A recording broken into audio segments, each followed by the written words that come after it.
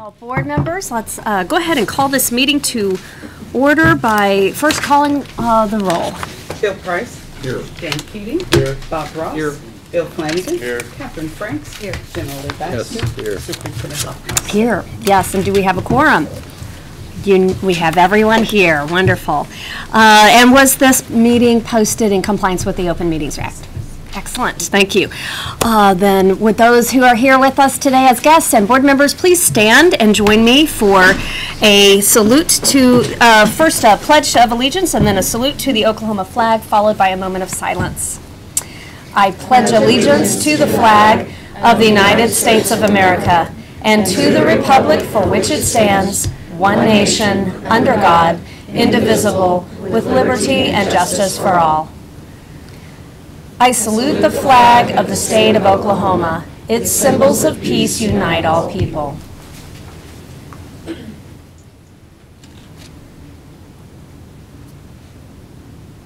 Thank you. Please be seated. All right. Very good, very, very good. Well, board members and guests, we're so glad that you're here on this absolutely glorious day. It's just beautiful weather, and it makes it a wonderful time to gather. I hope everyone is able to enjoy the rest of the day, but thank you for spending part of your day with us this morning. I would like to present a few superintendent remarks and give you some updates. We also have some special guests with us that we are looking forward to recognizing a little bit later. But let me go ahead and begin with our Employee of the Month, and this is someone who I want you to know that you've seen in board meetings, Annette Price. Annette, you can wave. She's got the camera right there that she was ready to come and we were going to surprise her, but she saw the posting of the agenda and found out that she was the Employee of the Week. But we're going to pass that camera off to someone else so we can take a picture with you as well. But I want you to know that this has been actually an extraordinary month.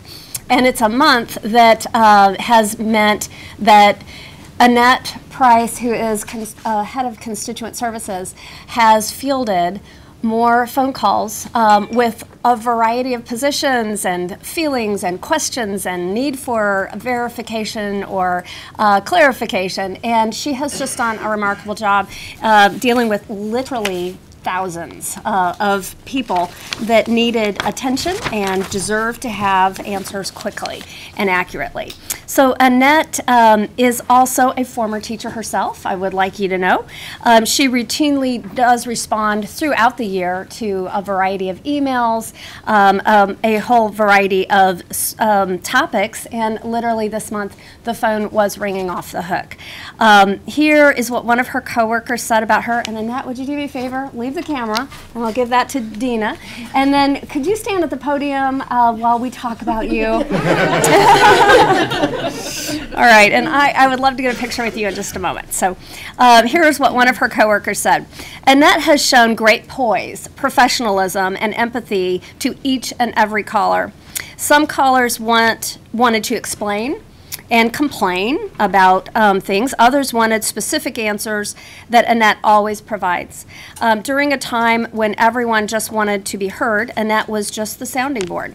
She spoke to citizens on the phone, replied to hundreds and thousands. I received 3,000, and she helped me with some of those emails in a 10-day period, and met with teachers in the lobby to make sure that we showed the respect of all of our constituents who came to hold government accountable and talk with us as well as talk with those at the Capitol.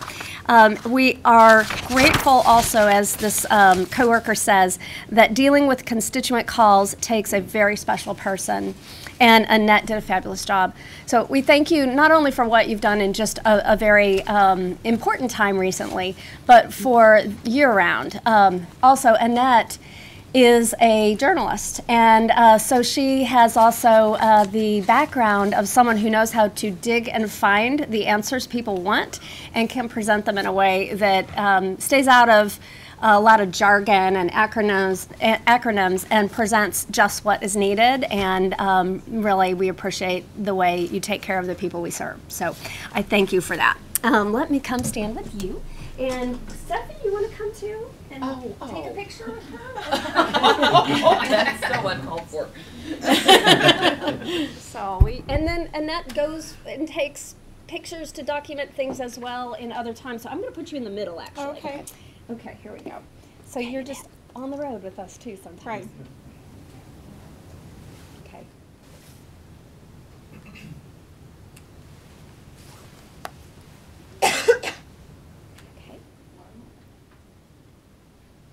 Thank you so much. Thank you. We appreciate you Yes. very, very much. And if you do you have any words you want to say, anything you'd like to say? You're welcome to. My phone number is 521-6647. If you have questions, call. We'll be friends. I have repeat callers that just need to call and talk, and we just talk it out, and it works So out. thank you very much. Excellent. All righty, very good. Well, at this time, I would like to recognize our Oklahoma representatives who took part in the United States Senate Youth Program recently in Washington, D.C. And we have two students that are here that represent Oklahoma. So I'm going to ask, actually I'm going to say your names and introduce you, and I'd like you to also go to the podium while I share some information about you. So Ravi Patel is here from Southmore High School. Ravi, would you go ahead and go to the podium? And then J. Michael Bond is also here. J. Michael, we're glad you're here, from Mount St. Mary Catholic High School in Oklahoma City. So board members, meet your Oklahoma delegation at the Youth Senate program. We are so very proud of you, and congratulations for that. So as you stay standing there, I'd like to share with the board just a reminder about the program. The State Youth Program was established in 1962 by the U.S. Senate resolution. Two student leaders from each state and Washington, D.C. spend a week in Washington experiencing their national government in action. Each delegate is awarded, drumroll, $10,000 in college scholarship opportunities for their undergraduate studies. Terrific. So when you have a chance to address us, I'd love to hear how your plans on using that. The process for being selected included taking a test, writing an essay, and a very important interview with a select panel of judges from across the state. Also, Brenda Chapman is here, and I know leads this effort and work here in the department. Not only is she over our social studies, U.S. history, all of our history programs, she's also an attorney. So she has quite the background. Patel is the class president at Southmore High School. He is also involved in youth and government as Speaker of the House, and is on the Oklahoma Medical Research Foundation Teen Philanthropy Board.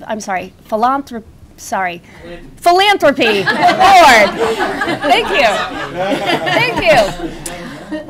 So, actually, you probably have there's a lot of the same spirit here with our board members in giving back. So we really appreciate that. J. Michael Bond is student body president at his school as well, and is the Spanish National Honor Society president. We will not ask you to do that in Spanish when you speak.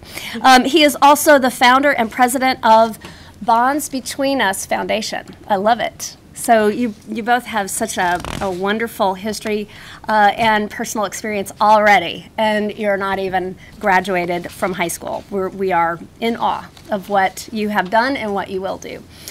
They attended a week-long program in Washington, D.C. in March. And I would like, again, to congratulate you, and if you could address the board, and maybe the board has a few questions for you, but share with us what your plans are.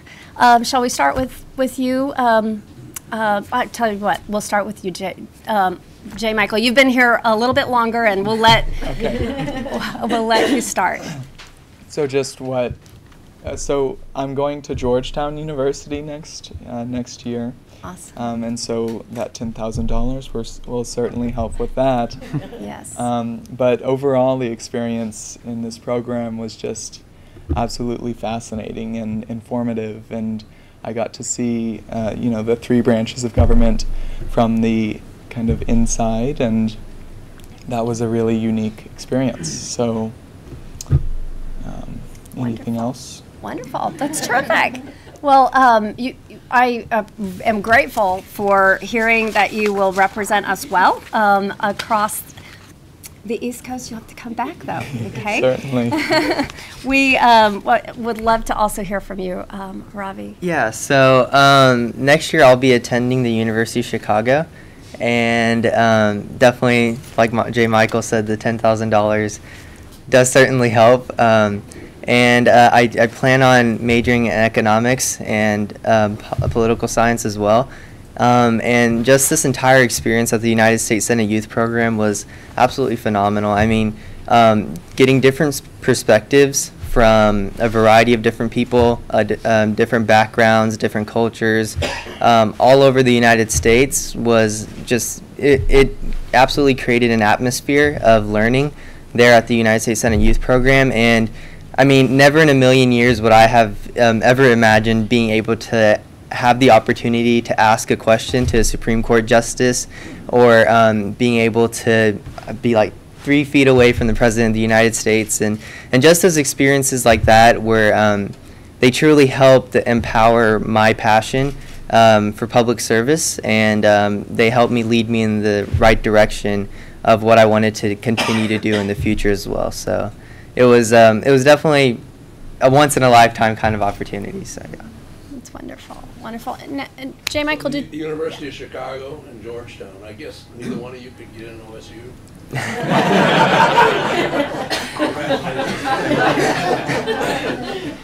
Great schools, and they're great guys. Yeah. To join them, so thank you. I want to put in a plug. J. Michael is going to not only my school, Georgetown, but to the Walsh School of Foreign Service. And people, don't realize how hard it is to get in. I was alumni interviewer for Georgetown and probably interviewed 70 or so potential candidates, and virtually all of them had straight A's and were the student leaders at their school and extraordinary people, and probably only about 4 of them got in. I don't think I would have gotten in under those kind of standards. So it is really extraordinary, and you're probably the first person from Mount St. Mary's to get into Georgetown. So congratulations. Thank you. Yeah.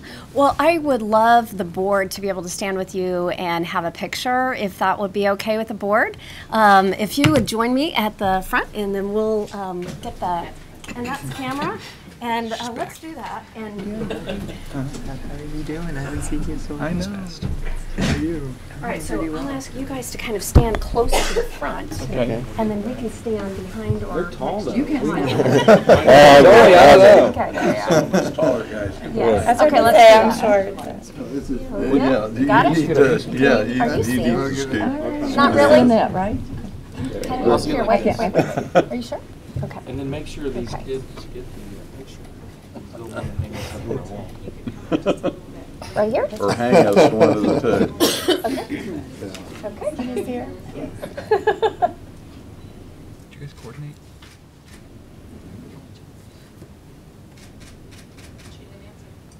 Excellent. Oh, wait, we got it? Okay. Thank you, congratulations. You're so proud of all that you've accomplished and our board members, I think, would like to shake your hand. Congratulations. Congratulations. Thank you. I know. Yeah, right. Yes, thank you. Yeah, Well done. in fact, he graduated the year I came. Really? Frank Keating, the governor of Oklahoma. He was student body president. Oh, yeah. Or Oh, something yeah. like that, Yeah. right? Wasn't he in Bill Clinton's class? Yes, he was, and I was on student council with One year was Clinton, behind. so, You were a student. yeah, So cool.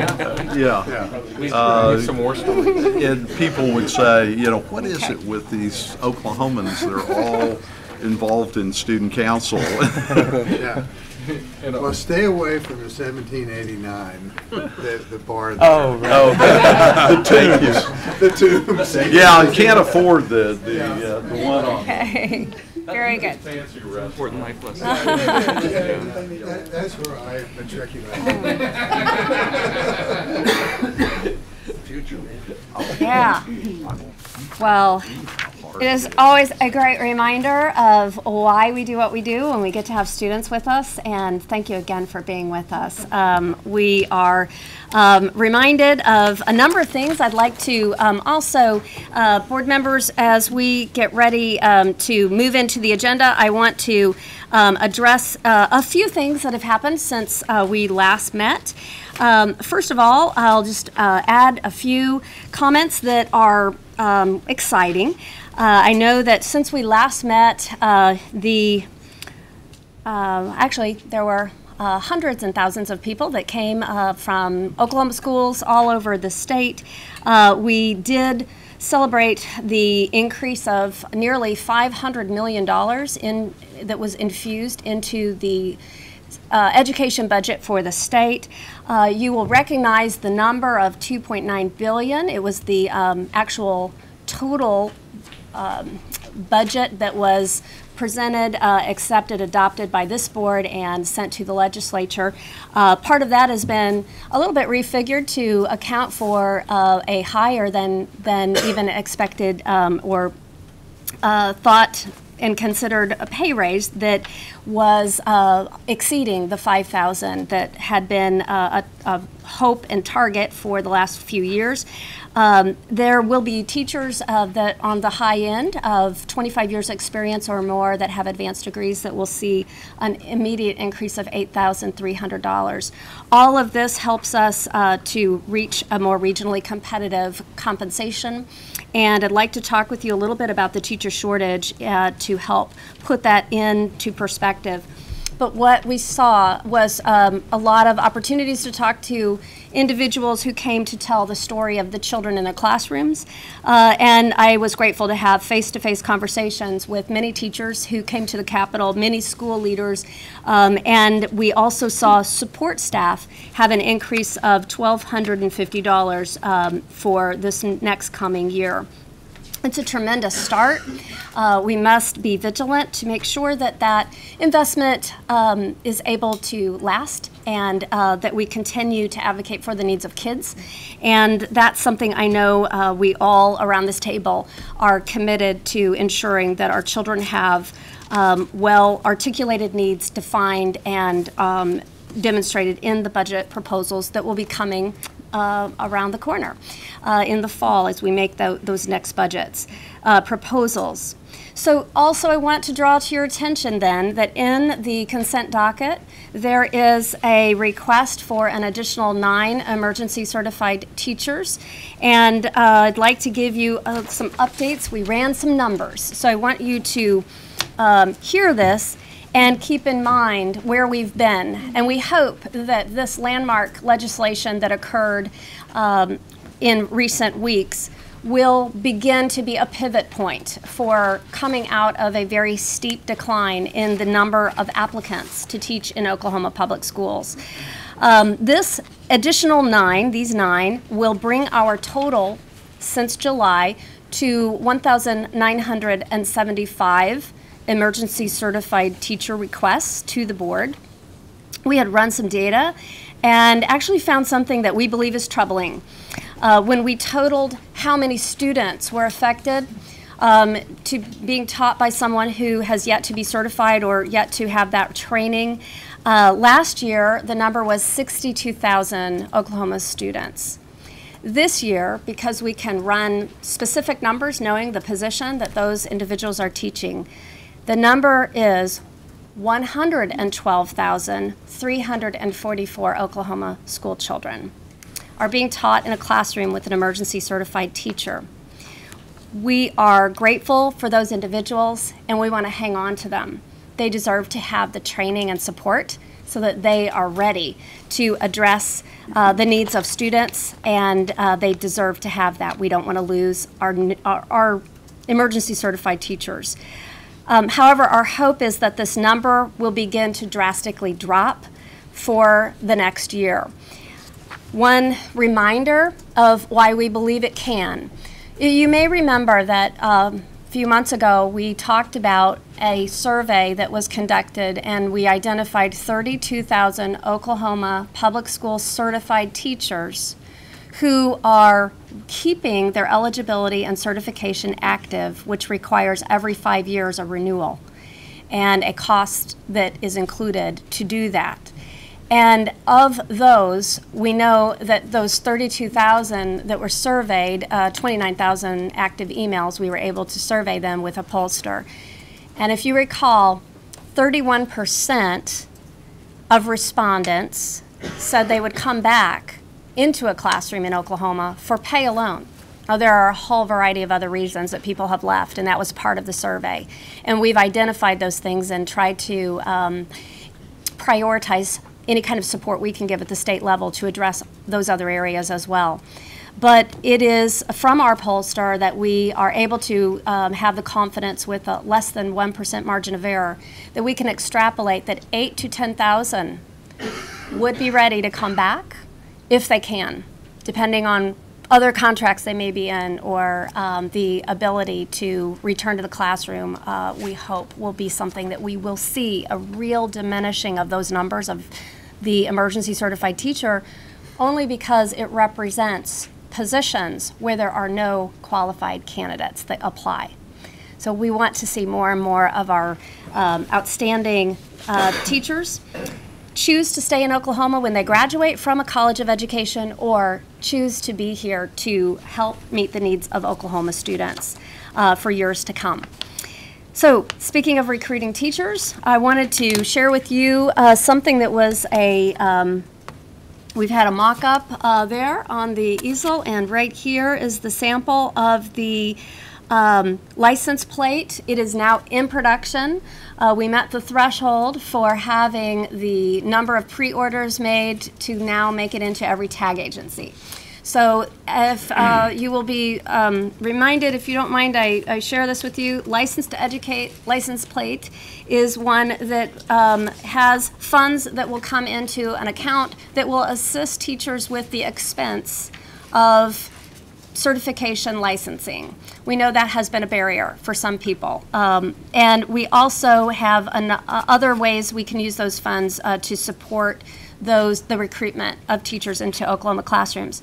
Also, I want to say again the name of the artist and remind you that this license plate is going to cost $38, and that's money well spent. Again, it will bolster the teacher recruitment efforts, but it's also honoring the art of Oklahoma students. So Sarah Skaggs from Latta High School designed the plate. She was one of more than 800 entries, if you will recall, and 6 finalists, and we had Oklahomans on social media cast votes. And we were grateful for the opportunity to display her handiwork. This is actually a Oklahoma schoolhouse, one of the early Oklahoma schoolhouses in her area that she used to depict in this picture. So it is a place that reminds us of the roots in Oklahoma, where there were many school districts. By the way, there were for 5,000. So anyone who wants to talk about, we have had some decline in the numbers of school districts. Not saying that we are where we ought to be necessarily, but what we want to focus on is our kids and make sure that outcomes are as high as they can be. And this reminds us of that foundation and importance in education by those years and years ago who began this work, building those schoolhouses all across the state. Question. Yes. How much does it cost to be certified, and how long does it take? Great question. There's multiple ways to answer that depending on what you're being certified in and what tests you have to take. We have numerous tests in Oklahoma. And Dr. Miller, would you like to answer that? Did you hear the question? Would you come to the microphone, though, so it can be heard on... Yeah, and I think that what sparked the question was you said that what it costs to get certified That's right. is prohibitive for some potential teachers. It is true. That's right. Okay. Yes. So the certification exams, there are 3 different ones, an OGET, an OSAT, and an OPTI, and once an individual has passed each of the 3, you know, about $150 there, taking and passing those. And then the background check that takes place here for certification is right at $50. So, And then that's for one certification? yes. So people would be certified in numerous areas, so you continue to add that expense with, an example, some teachers are certified in maybe 7 to 9 different areas. So, where's the money go? Which, the Can you explain certification the side of fund? it? Where Yeah. does the money go for, if I have to pay $500 to get my certification, where does the money go? So the certifications, or the exams themselves, that's all administered out of the Office of Educational Quality and Accountability, which is not here. It's a separate Another agency. entity. And so they work through Pearson testing. So to administer those exams, the funding, most of it, of course, is to Pearson, or CEOE. When it comes to our background check, at about 50, which that's been reduced, that is for administration cost. I mean, there's no revenue necessarily being built out of it. So that's an FBI, there's a cost for the different levels of testing that are background checks, FBI, OSBI. But is this the initial cost and then the renewal Renewal. in 5 years? How much is the renewal? So renewal at this point is an application fee. So there's no required testing at the renewal time? Right, unless one wants to test into a different area, an additional area, and add that certification content. But to keep a certification current, Mm-hmm. once they've already done this and they want to keep it current, what is the cost? So that's an application fee, once again, at 50. So how does this compare to other states? The certification process The cost. piece. This must be a hell of a good contract. I mean, if we're charging $500 or more per teacher for a single certification. Okay, if well, you want to be I- certified in 8 areas, you're up to $4,000. Oh, absolutely. How many So- teachers do we have that need certification, and how many shortages do we have? I mean, this has got to be a good contract. So I think when you say this is a good contract, we have to distinguish about the between Pearson the two. Yeah, and that's not our contract. Again, that's out of OEQA, and Separated in 2012 So- from this department. right. So the question of how does that compare to other states? We know other states have they don't have their own state certification exams, and we have built our own through Pearson. And so many states use Praxis, Yes. another exam, and yes, that is at a lower cost. It's not really that much lower, but you know, in thinking about the 3 that we require that I just rattled off, that would be the very basic with not adding on anything else. I think the reduction in the number of exams, which obviously would decrease the cost, is something that we've looked at for the last couple of years and working with OEQA in thinking about eliminating one of those exams. Isn't it a little startling that we're having this conversation? And we're talking about people that can't get certified because it costs too much. And then on the other hand, we're talking about we got 100,000 kids being That's right. served by people that aren't certified. Something doesn't fit. That's exactly right. And Something needs to be made to fit here. so we actually did have legislation that we pushed to go through. It has gone through, and we could have, for example, Praxis, and that is something that it's not our decision. So we don't control that. OEQA does, which is led by the Secretary of Education.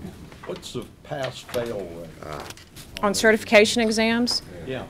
well, we could look at their annual reporting, again, OEQA, and they do have pass rate by exam, OGET, OSAT, and OPTI. Do like 90% pass or 50%? No, not not at necessarily. And I think over time, the most challenging exam is the subject area, the OSAT. So the first one is a general ed, the second one is that subject area content, and then the third is a professional teacher exam. And Would I it be think out of line for that- us to request the board be allowed to understand what the philosophy is over in the Secretary of Education's domain on why they're using the tests they are, and Sure. laying that out in a way that could be publicly understood.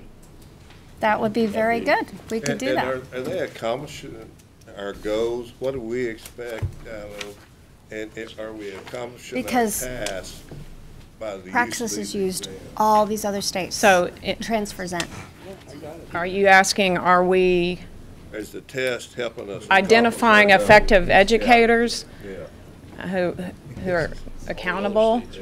Yeah. I think that's probably a question that would be a study, to ask of them, OEQA. And this has really been a part of our teacher shortage task force discussion over the last 3 years in thinking about cost, and then, particularly those who don't pass and then have to retake. And so to register to retake. That's right. In a timely fashion so that you don't have to pay even more for a registration fee. All of these are barriers. And so we've had that conversation. This is For what, sure. This is what I would call a self-licking ice cream cone. Self-licking? We create this situation that makes it impossible to certify people because it costs too much. And then we bitch because we got 100,000 kids being served by teachers that aren't certified. So Yes. we need to get a decision maker in here to understand why. Yeah. We're the only state that does all this. Everybody, as far as I know, uses the other cheaper Right. system, which is immediately transferable That's right. across. So why are we doing this? Yeah. It is we not- do if- have rigorous testing. If, prepared.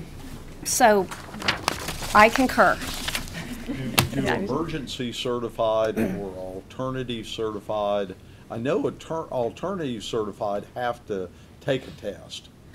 Both emergency and alt cert, that Alternative requirement. yes. Emergency certified have to take a test. What test do they have? The same. The expectation is test. In true. order to get certified. Exactly. That's But the reason they're on The that list, emergency is they have to certified pass that have to take test. the same test. Yeah, but they aren't tested at all before right, they're in the put classroom. They're just, while they're doing they go it. straight into the They're going classroom. into the classroom while they're. They taking are the in the test. classroom. They are Correct. already in the classroom, Certainly not How opposed to that. long are They they in have the classroom? up to 2 years. I mean, this sounds to me like we've created. And do we have this- reciprocity with other states? Absolutely. And I say it that way so emphatically because other states look to Oklahoma in relying on this battery of exams and know that we have rigorous testing. And so the that's why they're reciprocity recruiting in our exiting teachers. is very good. The reciprocity into Oklahoma, we do have reciprocity with other states, but I guess the highlight for other states in Oklahoma is Oklahoma tests, and so we can rely on that, and there's not much questioning in reciprocity. Do we have complete so when you reciprocity don't if have someone moves in from Texas, we Right. Yes. get an Oklahoma certificate? Yes, ma'am. Having emergency. Dr. Miller, if I wanted to Yeah, and they're, start today Yeah. to be certified, how long would it take? So we would look at your degree. Average, how long would it take me? So it depends on if you're applying an alternative pathway. So we don't just have alternative certification. We also have troops to teachers and other alternative pathways. That's separate from emergency. So I'll answer it in that way. If you yourself, you're not being recommended from a district superintendent to say, I need this individual to be emergency certified. So we would then, of course, look at your credentials. You must have a bachelor's degree, and then attach that or align that with a content area, subject area, and then begins the alternative, in this case, an alternative certificate program. And you could, then you would begin to take the exams. The first one, again, the general ed exam is required. You could be hired in, well, we're in April. You could be hired for this fall, and you would have 3 years. So now you're in the classroom.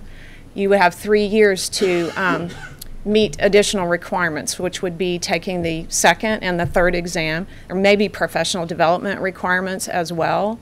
There are course requirements, specific named courses college credit courses, so beyond professional development. So the expectation in that 3 years to take classroom management and then a pedagogy course of some sort that links to your content.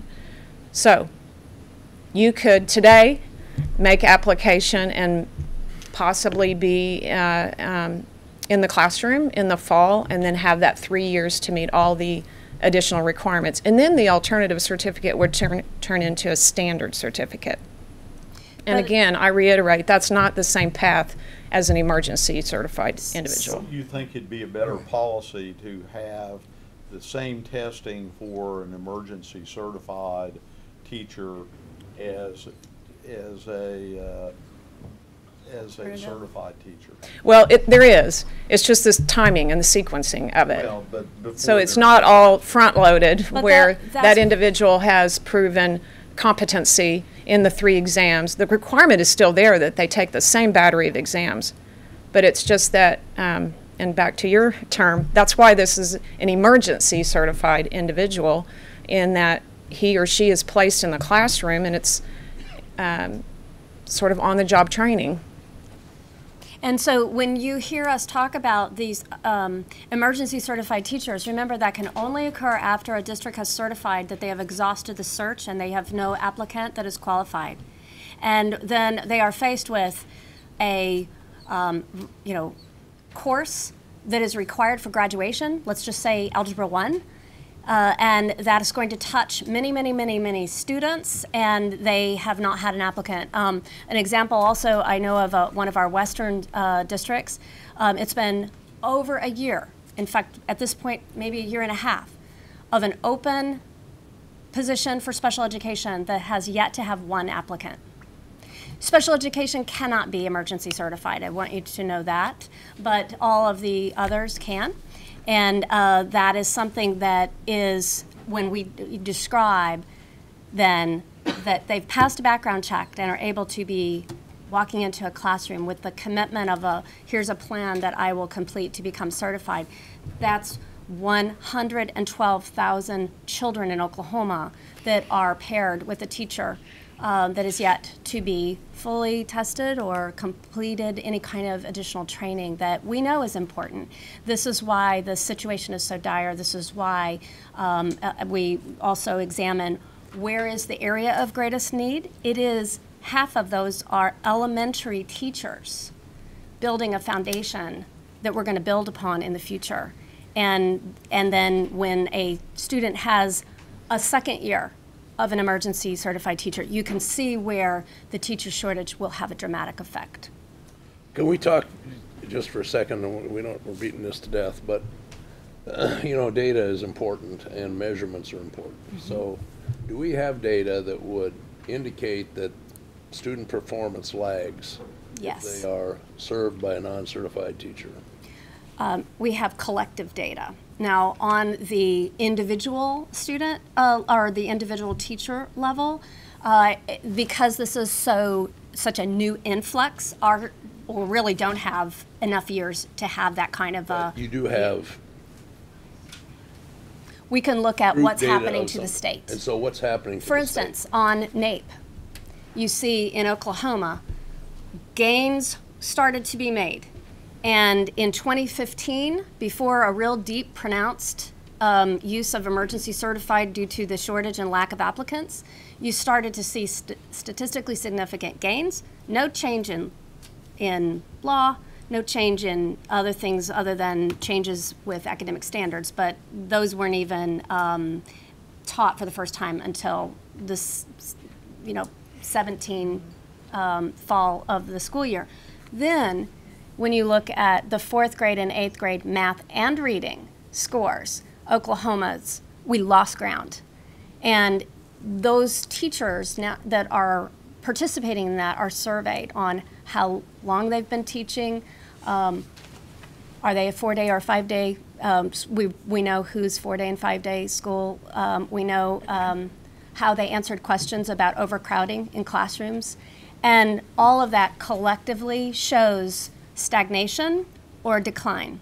One caveat to this was the first year that I believe, was it 11? Where's Phil? 11 states were introduced to a new format in the way those were given and delivered, and all 10 of the 11 states saw a decline in their scores. So the delivery could also be a factor, but we believe from the survey, we also have evidence of a picture of 2015 to 2017, and that is a factor, we believe. I'm a real fan of emergency certified and certified, but I want to have testing of those teachers before they're in the classroom, and I want to have some training going on before they're in the classroom, and those seem to be lacking. And I agree with the general that we need a lot more data. The one thing you're mentioning is about one grade, but I've been talking about this for a year or so. The School Board Association did some kind of study, and I never found out what the results of that were. Even a study that asked superintendents, you know, how do you compare the emergency certified or alternative certified teachers to the regular certified teachers in terms of performance, would be at least some indication of how the program is working at all grade levels, not just the third grade level. Third and it's fourth and eighth that we have that longitudinal data. And all the data that we can get is very good. I think the alternative certified program, we shouldn't be just shelving those kind of programs, because the more people we get into the system, the more possibility we have of people able to communicate to kids and be really good teachers for superintendents and principals to choose from. But we need to make sure they know the subject area. That's right, the effectiveness. And, That's right. And can pass a test. And so we shouldn't be shelving the program. We should be expanding the program, but be more rigorous in the people we choose. I wanted to mention that beyond state level data that we intend to collect, or we already do with NAEP, as Superintendent mentioned, we can get closer to the individual as we look at district and even site or school level data when it comes to performance and knowing their certification status of their staff or faculty. That's not necessarily one-to-one or, you know, one teacher to a ratio of students, but it certainly is a reflection of effectiveness, credentialing and effectiveness at a school level as aligned to performance. Have we ever analyzed too, is there a correlation between how the teachers do on these tests and how well the students do in the classroom? I guess you could ace a test and be a lousy teacher, or vice versa. Yes. I've got one question that's concerned me all. When we went to some of these school districts going this 4-day week, is there any results that confirm or that we don't have a deterioration in our academic performance as a result of this 4-day school week? So once we have the April results from the current, we are still sitting in the April testing window, we will have our second data point, which will allow us to look at growth and have some of that information. Until this is finished, we won't know that because this has, again, been something that mushroomed very quickly in the last couple of years. So yes, we will know that. We don't have definitive statewide level data around that yet. Did the school districts meet their goals, our federal goal of 95% testing? Do we have any early indications that all grade levels, all subject matters met those 95% requirements? We have early indication, and we don't have the final numbers yet since we're still there, but we are on track. Okay. before I step away, I want to correct something that I think I heard myself say when I came up and answered the question about certification costs. When I said $150, that's actually that third exam, which is the most expensive of the three. In total, it's over $300 for one to go through and take and pass on the first attempt all three exams. And then For one certification. right, yes. So it's 150, 150, 350? No, it's the first two, the OGET and the OSAT, are cheaper than the OPTI. The OPTI is at about 150. And then you also have to think about how these are being administered online, and there's an additional fee for that. They're trying to transition all of these exams to be online and not paper. And so it's pretty much an average of, 85 for the first one, maybe 85 for the second one, and then 150. And then when I mentioned what we do at the agency, once an individual is certified, has passed certification exams, and we issue the certificate, then that background check fee. So we're closer to $400 in total, if you think about it. Do we know if there's any correlation between how they do on these exams and how they do as a teacher? So their performance on each of the exams, and probably the specific exam would be the OSAT, where that would make the most sense. I don't know that there's studies being done on that. One other question. Do you find out the results immediately, or No. is there a delay? There's a delay. All three have written portions that have to be evaluated. They're multiple choice, and that's certainly quick, but the written portion is not, so it's several weeks. Thank you. So Yes. what I would like to do is make that request of you to ask them to come and Do a presentation. do a maybe? presentation to include information on the contracts that support their work. I like that. I think that would be very important, illuminating. So we'll do that. Also, I know that there's something that. Tell them to bring their parking passes. Okay. All right. Also, we know that there is a great interest in the safety of our students. One of our pieces of well-rounded education is having safe and healthy schools, and I know that a common friend of board member Kathy Franks and myself, Lou Sims, who has a background federally with the work in security, is someone who has a great passion around this. He's an Oklahoman in the area of Oklahoma that both, I believe, is shared by Kathy Franks as well as Lee Baxter. And I know that there's we had a conversation about this yesterday, and it's on your heart and mind. And Kathy, if you would have any comments you wanted to share. Mr. Sims is a retired Secret Service agent, spent most of his career in Washington, D.C., and he was on presidential detail at various times. So he is very experienced. He has retired and returned to Oklahoma, for which we are very thankful. And he has put together just a couple of pages of his thoughts that I would like to email all of you and let you see what his thoughts are, and about alerts. It really is very specific, which is important, to be specific, to know exactly what to do. If you have a medical emergency, you call 911. You know that. But if you have a safety emergency and you're in school, who do you notify? Where do you go? Do our schools really know? Does every teacher know? Does every support person know? Is there a safety and security coordinator at every school? So I would like to follow up on this, and I wanted to share this with you all, and hopefully get a more precise way of dealing with a potential emergency, a safety emergency in our schools. Yeah, I really think How do we get around the open meeting? Oh, we can just deliver that.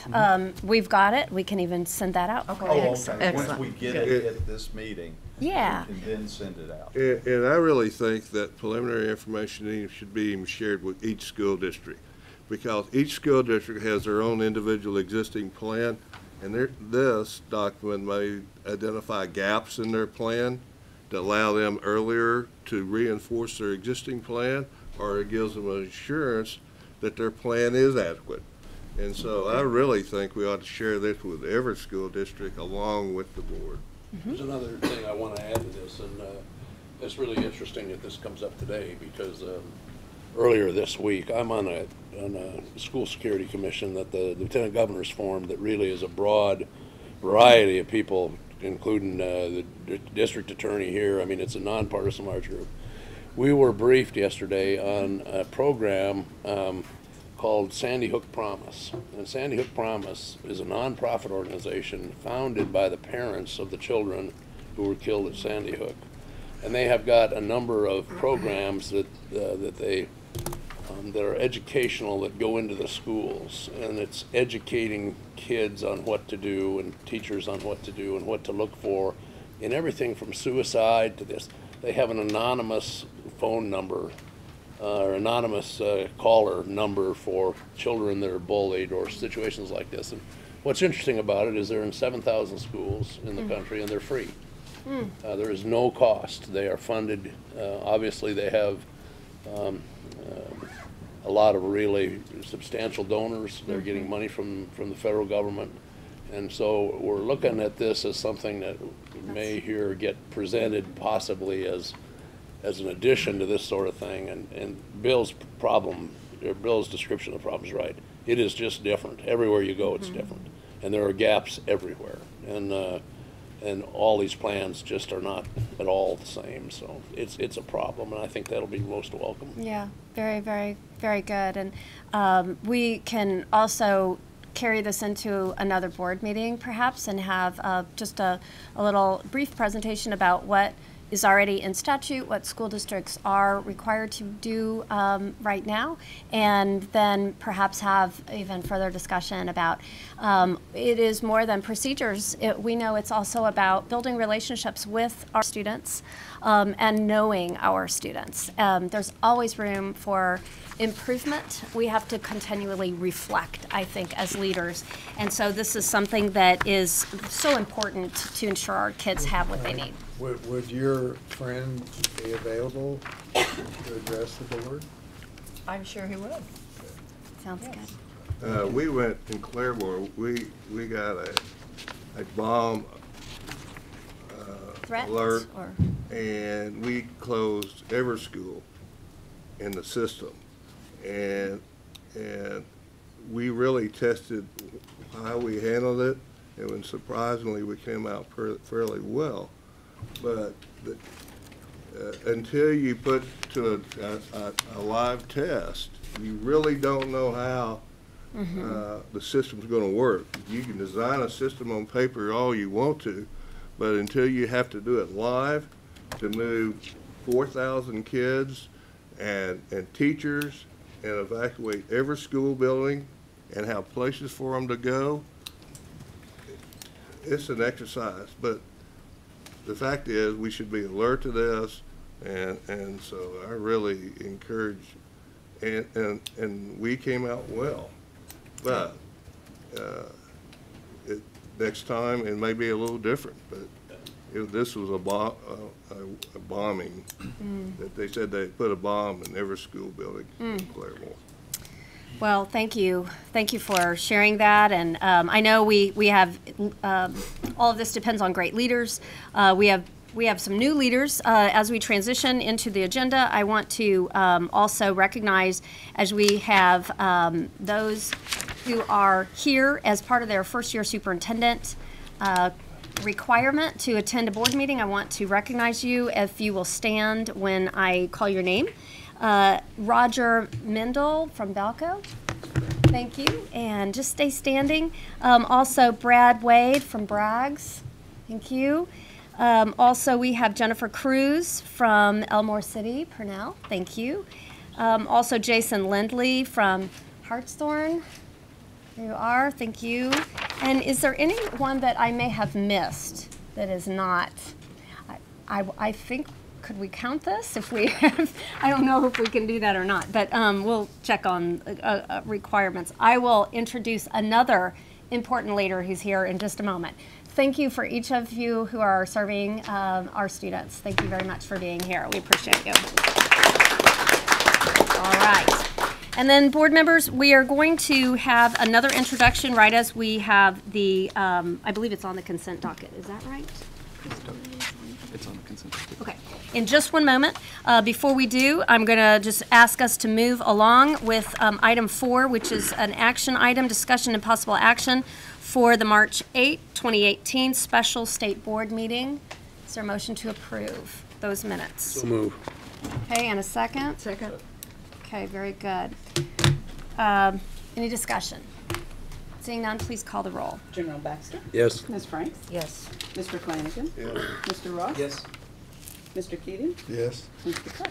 Yes. Superintendent Hoffmeister? Yes, thank you. Okay, that motion carries. Item B as well, the discussion and possible action on minutes for the March 22nd, 2018 regular board meeting. Is there a motion? Approval. Okay, motion and a second. Any discussion? Seeing none, please call the roll. Mr. Price?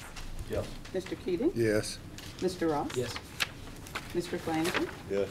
Ms. Franks? Yes. General Yes. Baxter? Superintendent Hoffmeister? Yes, thank you. That motion carries as well. Board members, we have public comment. We have 2 people on the agenda for this, and then after that, I'll make an introduction that for your consideration on the consent agenda. First is Christian McDougall. Is that correct? Yes, Christian. Come on with the Oklahoma Speech Language Hearing Association, and you would please address the board. I will. Thank you very much, Superintendent Hoffmeister and honorable board members. Thank you for the opportunity to address you again. My name is it's Christina, not I'm Christian. so sorry. But no, my handwriting is appalling, so that's an easy mistake to make. Every time you see me up here, you know that I'm going to be talking about school funding for school-based district-employed speech-language pathologists and school psychologists. First, I'd like to acknowledge with gratitude that Superintendent Hoffmeister put in the budget and the board approved funding for the salary bonus that helps to recruit and retain personnel like me in the schools. And so that was in the FY19 budget that went to the legislature. Unfortunately, the legislature did not look favorably on all parts of the budget, and the specific line, the specific part of the budget where our monies live, the school activities fund, was actually not funded in full. So there is, unfortunately, it looks like at the moment not money to fund the bonuses for school speech pathologists and psychologists. I have been assured by Todd Lofton that Matt Holder and Superintendent Hoffmeister are looking at a couple of options to move monies around and hopefully address this shortage. One of those options, I understand, would need to become before you for board approval. And if it does so, you've heard from me many times, I urge you to please approve that transfer of funds. Another option, I understand, would necessitate legislative approval. And if there's any influence you can bring to bear to convince them that this would be an important fund to preserve, I appreciate it. Yes, sir. How much money are we talking about? It's $3.6 million out of the entire $2.9 billion education budget. So it's a relatively small proportion. And I know, I would love to express my gratitude that certified staff like SpeechPath were included in the recent salary increases. That's tremendously helpful. And I don't want to overlook that incredible benefit that's fallen to us. And I know some people will say, how do you have the temerity to stand up and say, in the face of that salary increase, why do you need an extra salary bonus? And I'll tell you a quick story. In the lead up to the walkout on March 16th, KOCO5 did a really heartwarming story about a teacher in Moore who'd stood up at a school board meeting there and talked about how she is passionate about working in her school, but she actually had made enough personal sacrifices because of her compensation level that she didn't have any living room furniture. That woman was Stephanie Price, a school-based SLP like me, who actually works on my committee in OSHA to work on governmental regulations and funding issues. She's a wonderful single mom, with a special needs child. She is a skilled provider with a master's degree and could not afford a sofa without public charity, essentially. Most of us spend between $500 and $1,000 per year out of pocket only for national certification, state licensure, and required professional development. So we already spend a significant amount of that bonus just for professional requirements, not living room furniture or any other thing. We try to be as selfless as all other educators, and you saw so many wonderful examples of that during the recent protest. But my fear is if this funding is not found, my folks are going to have to break contract and run to find something else that will allow them to, manage a sustainable budget for their homes and for their professional needs. Any questions for me? Okay. Thank you very much. And we do understand that the speech language pathologists, audiologists, and school psychologists are essential for providing supports to some of our most fragile and neediest students. We know this is very important to have a strong, secure foundation with reading, particularly in our early elementary grades. So as we have seen a decline in these very important professionals, I am very committed to finding a way to shore up that shortage as well. And we know that there are options in leaving public service and going into private practice. We want those resources right there where our kids are. So I appreciate that. I deeply, deeply appreciate your efforts. Thank you very much. So should we anticipate a board action in regard to this matter in the next couple of board meetings, or? In the next couple, yes. Can't happen right now, but it can happen in the future. Okay, great, thank you. Yes. Very good, thank you. Now, anything else? Okay, board members, now we're on to the consent. Oh, no, we have one more. Jeff Doherty from Merritt Schools. Please come on, the superintendent there. Thank you. All right, thank you, Superintendent Hoffmeister and board members. I'm here to discuss the carryover penalty that our school district received. And I don't know if there's anything that can be done. I'd like to thank Mr. Holder and Mr. Clark for helping me through this, but we've looked at lots of avenues of how to fix this year, and couldn't come up with any at this time, but I think there's a flaw in the way that is figured, and I think maybe you guys' hands are tied on that a little bit, and I'd like to maybe the state aid task force to take a look at that and see if there is something that could be done. If not now, maybe in the future, that this doesn't happen. But we're a pretty large ad valorem school district, and our budget's right around $5 million, and the difference between what you can carry over if you're just under $5 million or versus if you're just over $5 million is $250,000,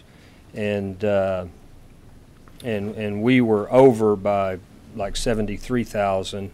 So therefore, we get bumped back down to the 20%, and then get penalized very largely. And since we are an ad valorem school district, we'll be $1 million upside down by Christmas before we get that money. So with this penalty, there's a chance that we could be writing unpayable warrants next year before Christmas time. So.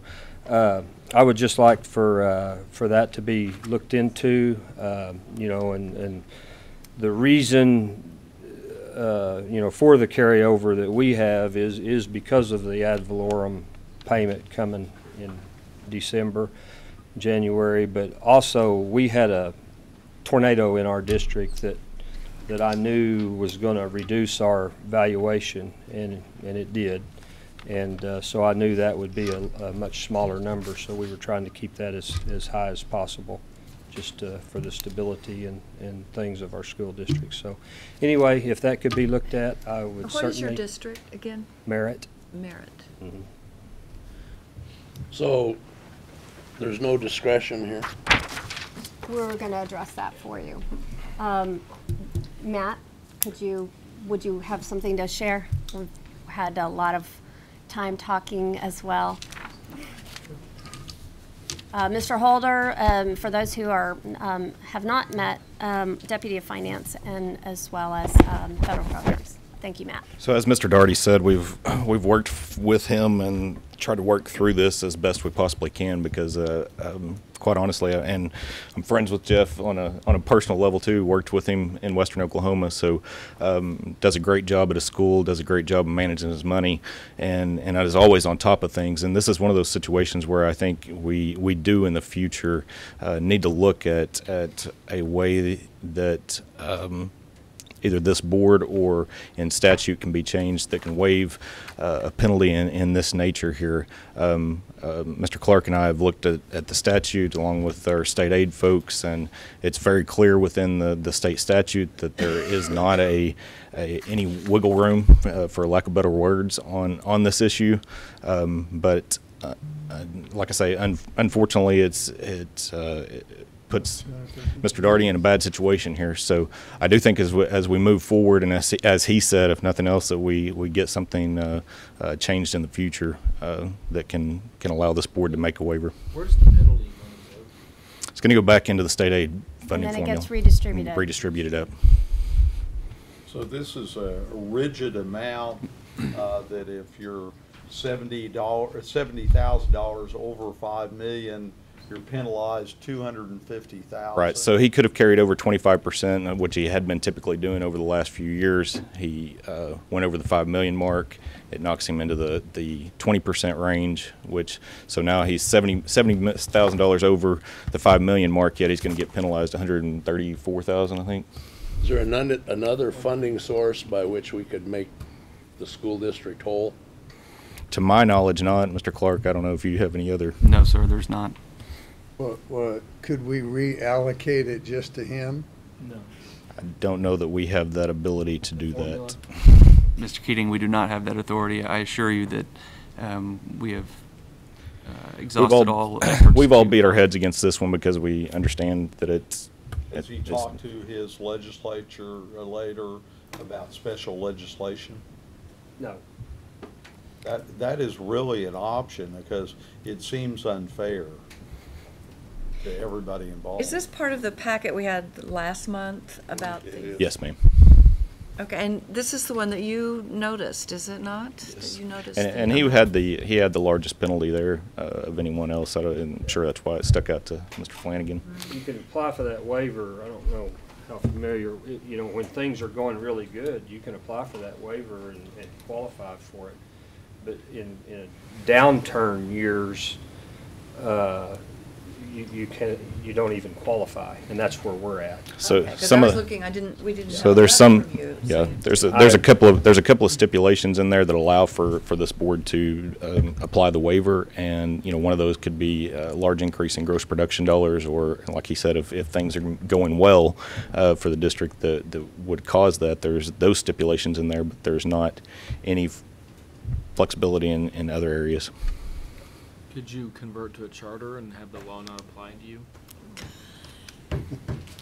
Is that even? Mr. Daugherty? No, that's not even accurate. I don't know. know. That Actually, wouldn't happen. I was going to just chime in real quickly here. The most restrictive part of the statute is that you are only eligible for this waiver if you have not received foundation aid or salary incentive aid.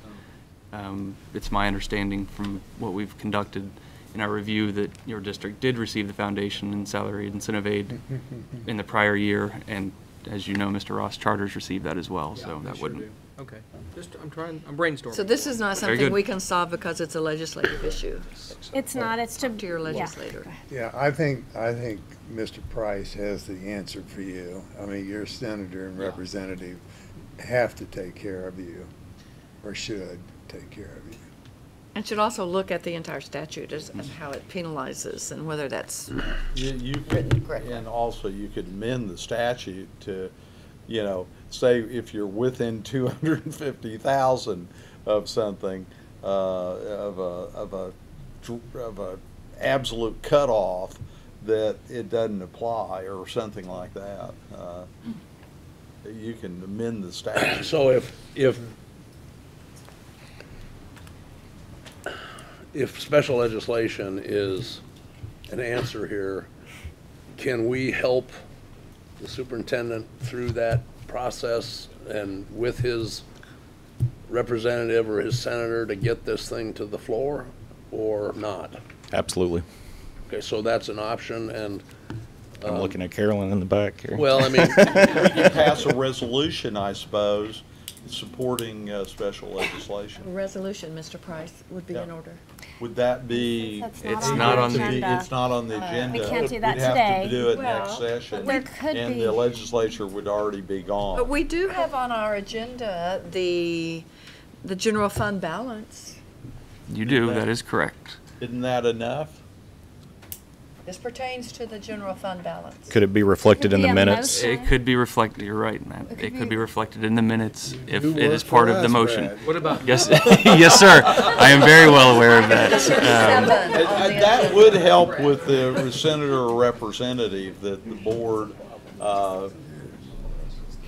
reflected that their hands were tied, So- but with some. What about new business? So just to, Item number 7, discussion and Not be possible action anticipated. on FY 2018 general fund balance penalty. Is that not what we're discussing? it is, and Mrs. Franks, as my employer, one of them anyway, Mr. Flanagan, requested last month that we table Mr. Doherty's item and bring that back for consideration this month. If it is part of any motion at this month's meeting, I believe that would be proper. Such a good ruling. Okay, so how would that be fashioned? We move forward from public comment. Okay. And on to Yeah, the next we item. do it when it comes up. So hang tight. Thank you. Okay, thank you. Thank you for that. All right, now, board members. We have special guests with us that are part of the consent docket that I would like to recognize and provide them an opportunity for you to recognize them. First of all, Renee Porter, if you'll stand. And Renee, would you introduce those here today? And actually, you're welcome to go to the podium if you like and share.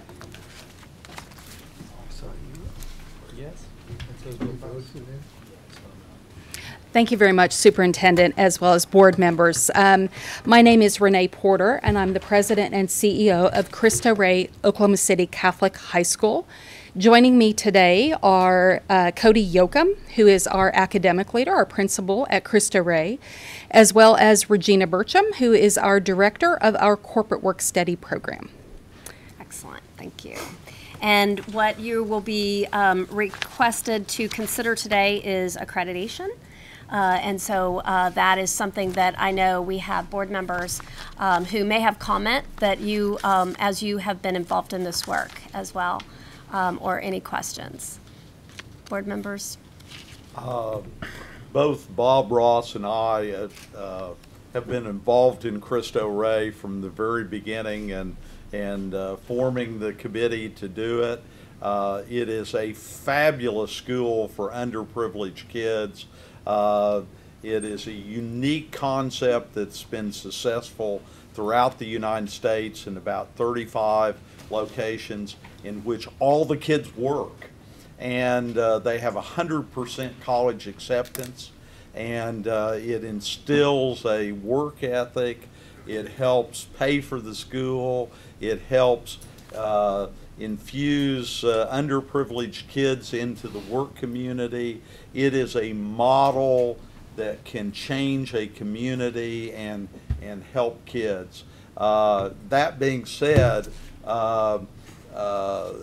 we don't, Bob and I both don't think it's a conflict of interest. We don't profit whatsoever from Cristo Rey. It is a charitable cause, but just by appearances, both of us are on the board, and we can count the votes and decide that even without our vote, we're confident it will pass, and so therefore I'm going to recuse myself from this accreditation vote.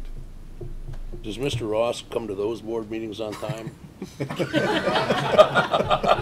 I here 30 minutes early. Just asking, I mean, wasn't sure. I was here 30 minutes early today. He was. That's right. It's a great organization, and one of the neat things about it is it's a work study program, and so the high school students work with our corporate partners, and so the corporate partner, pays for a 40-hour-a-week FTE to the school, and so then in exchange the student gets to work at the company, but also gets a free education. And so what's neat about it, and so then you job share. So the company has one job, say you have a job for one position, there's a different Cristo Rey student in that position every day, but it's filled every day. So it's a job sharing program, and it's really and that is learning also. And that's learning too. Wonderful. Yeah. And so it's launching this August after it's been a couple years in the making, and they need their accreditation for a couple reasons. Free and reduced lunch and Lindsay Nicole Henry scholarships and things like that. You have to be accredited, and so that's why we're getting accredited. Very good.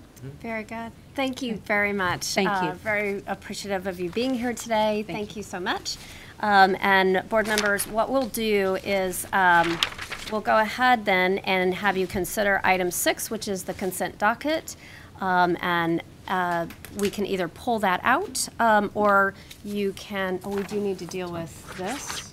Yes, we need to withdraw that one. So there's a little bit of work before we could provide a motion. One, can I make the request to table item? Okay, we're going to table item 6C, which was something we were anticipating, and it just actually hasn't happened yet, so we need to pull it from the consent docket, which is a consideration of a Saturday school for Lawton Public Schools. We were trying to accommodate them and meet the open records request, which would mean this needed to appear on the agenda if they were ready for that step. We're tabling that. And do I need a vote, or we just go ahead and table that? Okay.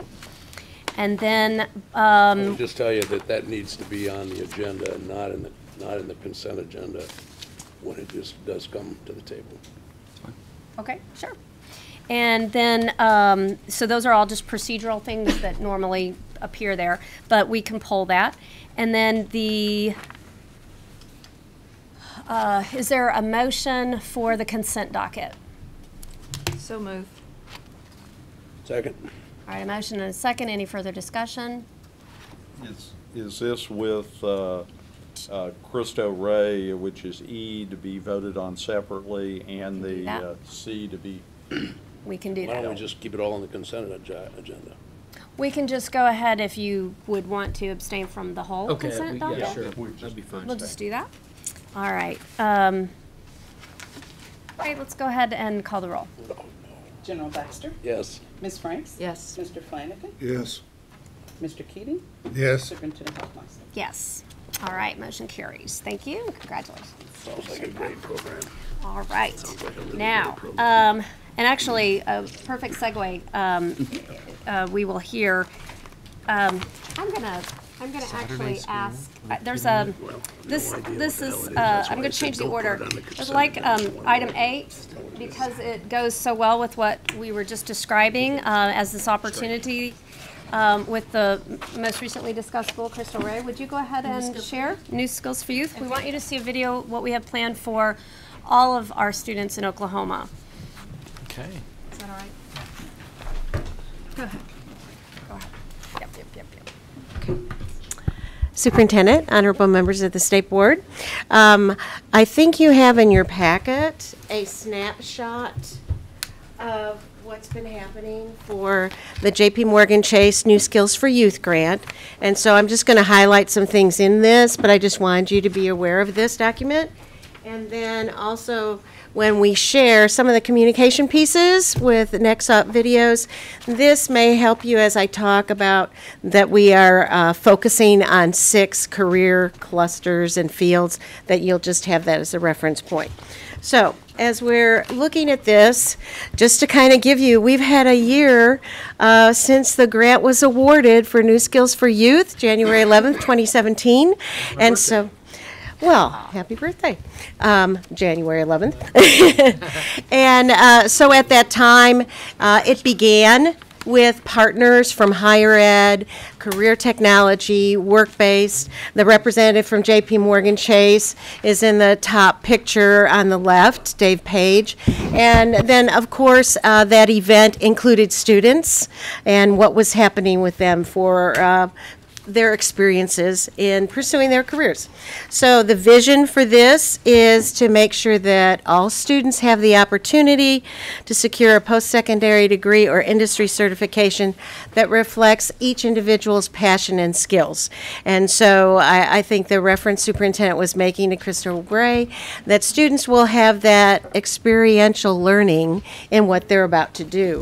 Also, I just want to note, when we heard those two students, the U.S. Senate, they talked about this was their passion, which really is what we hope we can find for every student.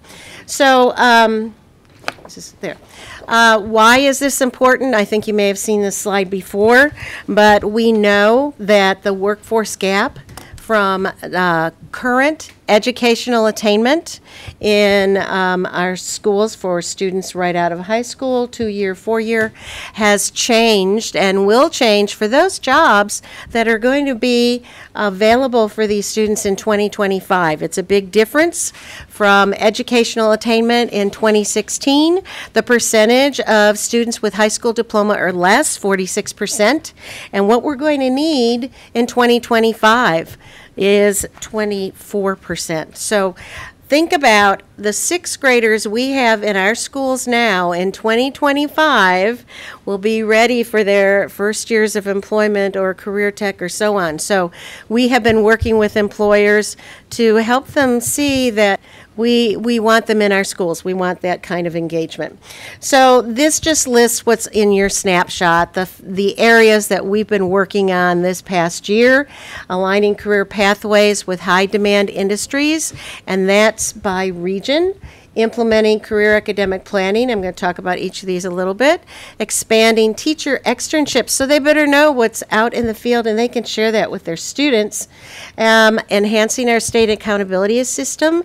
There's a weight in our new accountability system for post-secondary opportunities. For those students who are taking AP, IB, concurrent enrollment, taking coursework that leads to industry credentials and certification and internships. So all of those are so important. And providing communication tools, and we're going to share one of those with you, because communication and messaging, we have found that there were too many best kept secrets in Oklahoma, and we need to find ways to share those so everyone can benefit and use those as models as they pursue those. This is also about partnerships. We are engaging, of course, with our K-12 districts, career technology centers, higher education institution, workforce investment boards, as well as chambers within the regions, the Oklahoma Office of Workforce Development, and our state chambers. So this gives you a picture of how we're working regionally. This is provided to us from the Oklahoma Office of Workforce Development. And so we have a new employee, courtesy of this grant. We actually have 2. But the one who is working with each of these regions, the workforce boards and all those partners that I shared, most recently was in the Northwest or Northeast region, and working on better ways to engage secondary schools with post-secondary opportunities for our students, and having a timeline and an action plan to better provide these opportunities for students. So one of these is identified as ICAP, Individual Career Academic Planning, and this is a way to engage parents and students first.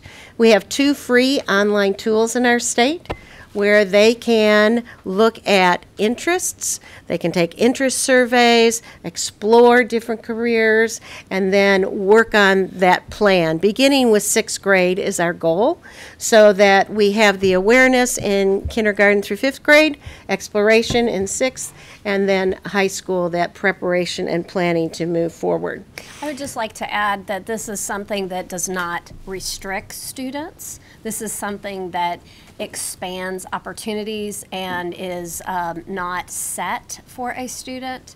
I think that anytime someone talks about developing planning, there is a concern, at least I would have that concern, of anything that might limit a student on one track.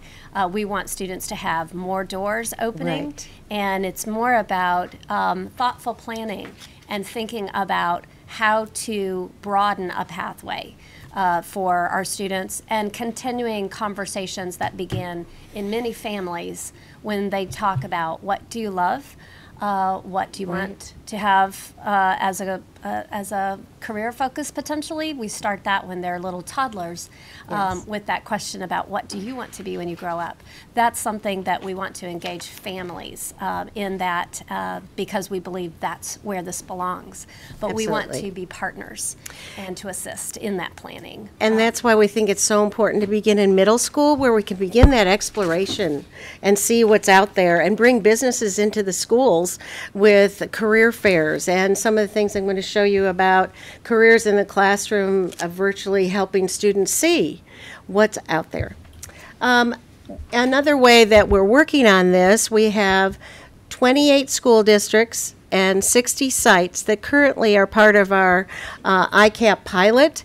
And in doing so, we want to build that opportunity for others to see what's happening. So we have a series of webinars, and they are webinars with the school districts that are piloting now to share with other districts. So they can talk about their successes, what's worked, and what will be helpful.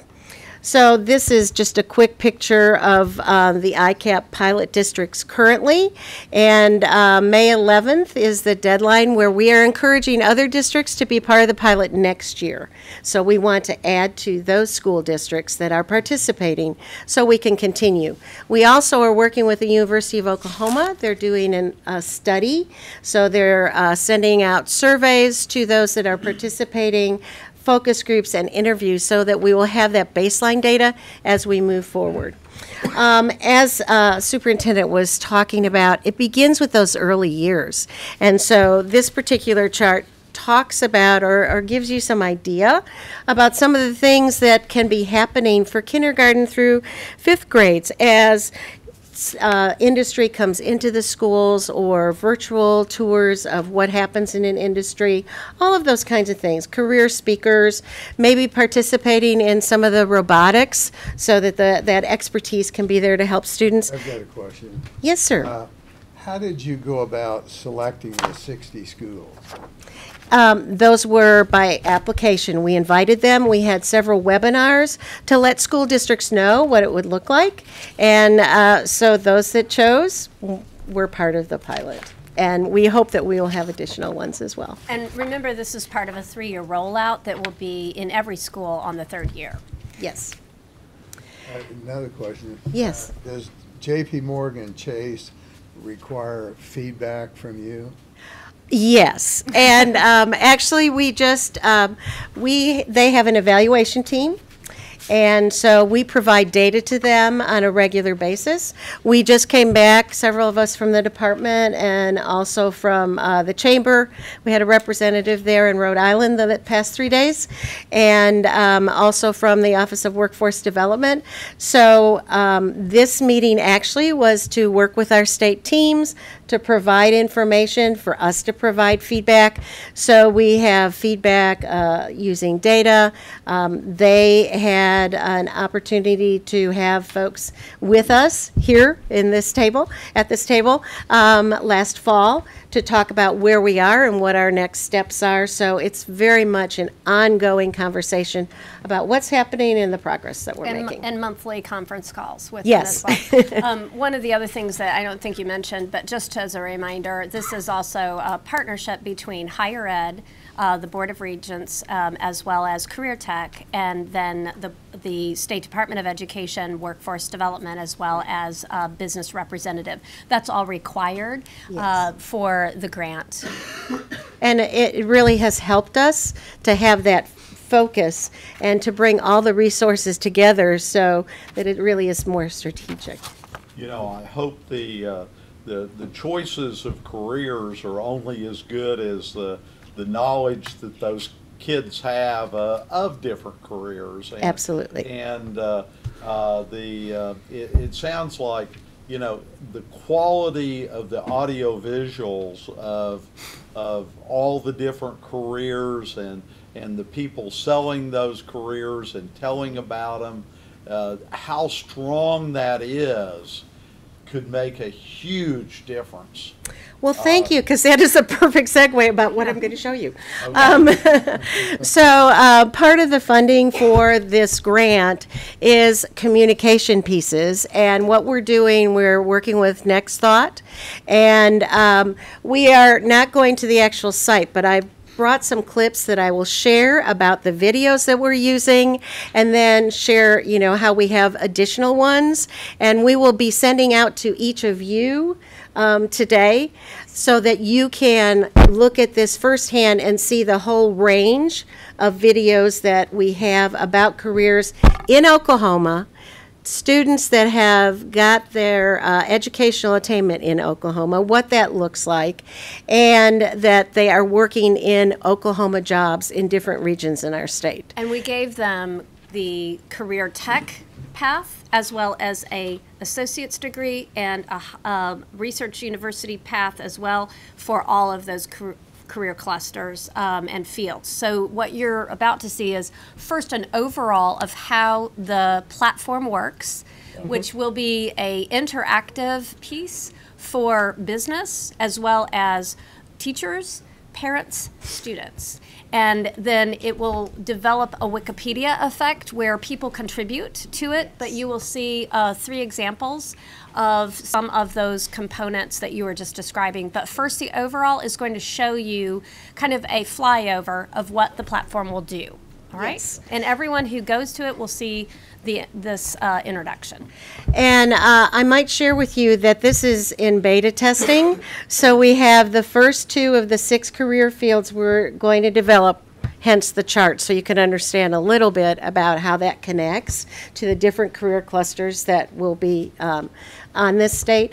And then the other thing is that the sample we're doing today is electrician, and you know, we have other industry tours for civil engineering, we have the health industry, and so on. So and those it's were a variety. selected by they were informed by what Oklahoma projects as the greatest needs in our state through the Oklahoma Works. So we looked at the top 100 critical occupations and the high demand, high industry needs. So that's how those were selected, as Superintendent was sharing. This group out of Norman is the highest quality around, and reaching out to all the different occupations, they'll contribute more and more to the Yes. mix. So this is building, and it should be completed December 2018, but we wanted to give you some highlights so you'd have an idea of the direction of what this is going. So these are, if you'll turn your attention, these are about 1 or 2 minutes, and I think you will be, I hope you'll be pleased with the quality that we're representing the education agency and what So we're the giving first kids. one is actually on our website. It's on, so we're going to start with the overview video about all of what we're trying to focus on for Oklahoma. People may think Oklahoma is home to farmers and ranchers, and they're right. But we also enjoy everything from the wind in our hair to the red dirt under our feet. And the truth is, we're pretty competitive. We're always searching for the next innovation. We value hard work and love challenging our minds. Oklahoma has experienced amazing growth, and we want you to be a part of it. The possibilities are endless. Students can find their niche at the University of Central Oklahoma in the largest forensic science education program in the country. The aviation industry is soaring to new heights with Tinker Air Force Base and the American Airlines Maintenance Base, the largest of their kind in the world. It's no wonder Oklahoma is one of the nation's fastest growing economies. But we can't sustain it without you. We need your talents to add to some of the most diverse workforce opportunities in the country. This platform will provide you the the opportunity to find your place in Oklahoma's future.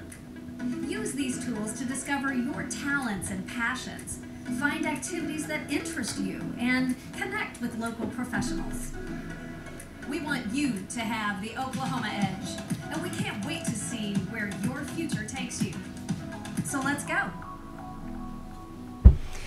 So that gives the overview, and what you saw really quickly was what students are going to be able to see as they interact with the video. So they have some interest surveys. They have ways to explore some of the industry tours. They have opportunities to connect with each other, student to student. So the next that we're going to show you is the industry tour of Google interview. And this person from Pryor, Oklahoma, is going to share his experience in being able to be an employee of Google. And by the way, you may notice, look for this if you don't, every key professional has under their garment their high school kind of mascot. So it ties to a local school in Oklahoma, built throughout all of these threads, and they discuss their journey of how they got where they are. So Oklahomans, so other kids can see, well, I could do that too, we hope. All right. Being an electrician positively impacts the world, because without an electrician, we wouldn't be able to do everything that we do every day. I'm Trey Sepps, and I'm a data center facilities technician at Google in Pryor, Oklahoma.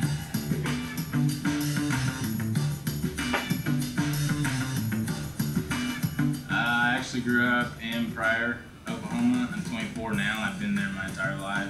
Throughout high school, it was always in the back of my mind to be an electrician. My dad and grandpa were both electricians, and they lived a really good life and still do. I was getting closer to the end of my schooling, so I needed to build my resume up. So I started looking at electrical contractors. I got a call from GRDA, and they offered me a summer job in the HVAC department. 2 days on the job, I also got interviewed to intern at Google. Got the email that I got the internship, so I was contracted for 4 months. I still had 2 months left before I graduated, and had to wait to graduate before I could apply for a full-time position. Instead of sitting at home, I went, found an electrical contractor, and started about a week after. Through a long, strenuous interview process with Google, I finally got a job with them March of 2015, and I've been there since. So a typical day at Google is you arrive and they feed you breakfast, then you go out and perform your mechanical, electrical controls, preventative or corrective maintenance. There are always projects going on because everything's always changing in the technology world. The most challenging part of my job would probably be to avoid human error. Humans make mistakes, but in a critical environment like a data center, there's not much room for mistakes.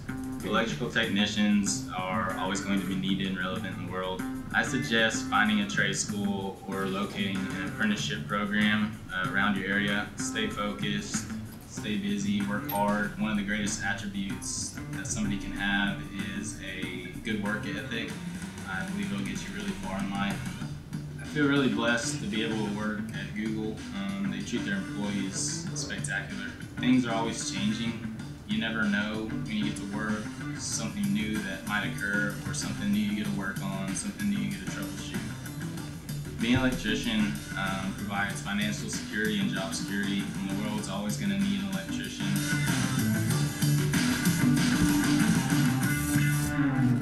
So all of these were the words of those that were interviewed, but we tried to ask them to talk about what was most important as they're thinking about their career and how it moves forward. And I know that it probably resonated with you. He talked about it's different every day. You have to keep learning, work ethic. And so all of these videos have those pieces in the words of whoever is on the screen talking about those. The words are coming from somebody young that can relate to the kids rather that than was purposeful. some old guy in the company. Yeah. So the last thing that we're going the career in the classroom, the geoscientist. So this is something that I think is probably just going to explode as we invite more businesses to take part in this. And ask, what can we do to help? Here's what. Here's what they can do, and it's so important. So you're going to see in a moment Edith Wilson, who's a geoscientist and does this work across the world.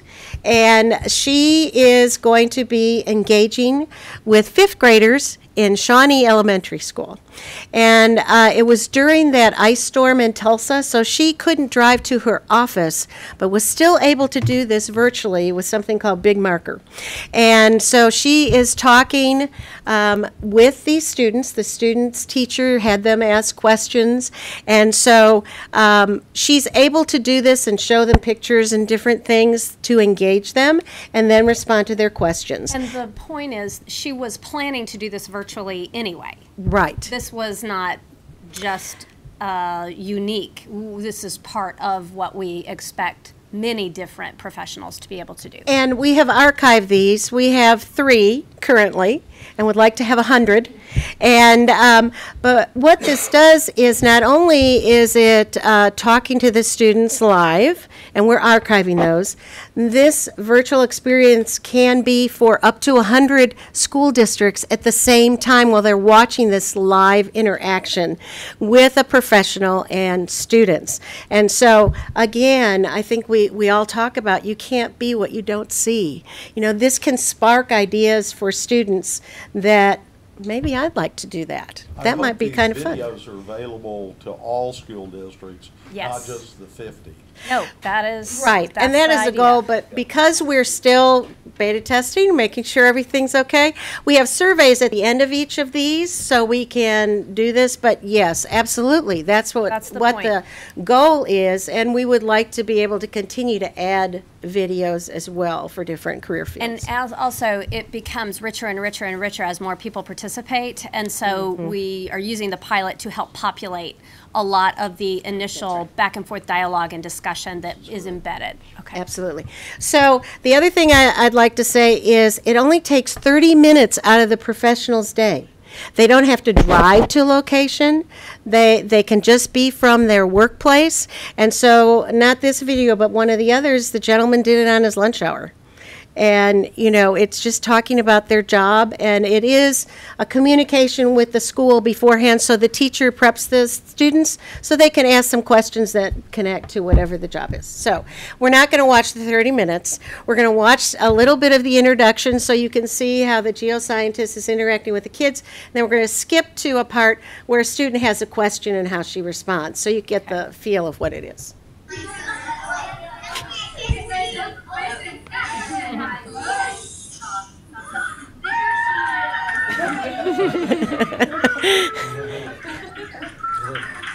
Excellent.